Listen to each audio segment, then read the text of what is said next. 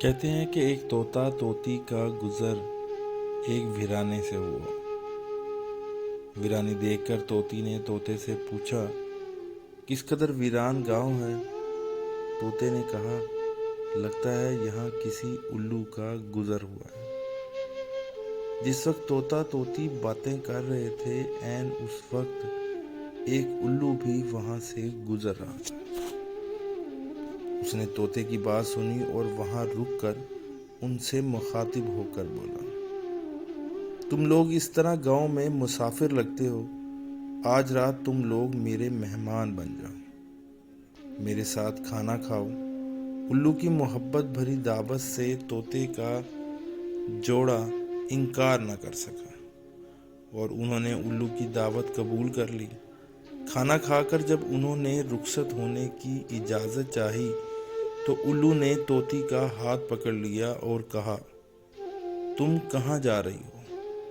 طوطی پریشان ہو کر یہ بولی، یہ کوئی پوچھنے کی بات ہے؟ میں اپنے خاوند کے ساتھ واپس جا رہی ہوں۔ الو یہ سن کر ہنسا اور کہا، یہ تم کیا کہہ رہی ہو؟ تم تو میری بیوی ہو۔ اس پہ طوطا طوطی الو پر جھپٹ پڑے اور گرما گرمی شروع ہو گئی۔ دونوں میں جب بحث و تکرار زیادہ بڑھی تو الو نے طوطے کے سامنے ایک تجویز پیش کرتے ہوئے کہا، ایسا کرتے ہیں، ہم تینوں عدالت چلتے ہیں اور اپنا مقدمہ قاضی کے سامنے پیش کرتے ہیں۔ قاضی جو فیصلہ کرے وہ ہمیں قبول ہوگا۔ الو کی تجویز پر طوطا اور طوطی مان گئے اور تینوں قاضی کی عدالت میں پیش ہوئے۔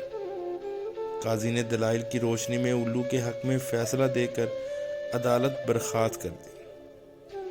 طوطا اس بے انصافی پر روتا ہوا چل دیا تو الو نے اسے آواز دی، بھائی اکیلے کہاں جاتے ہو؟ اپنی بیوی کو تو ساتھ لیتے جاؤ۔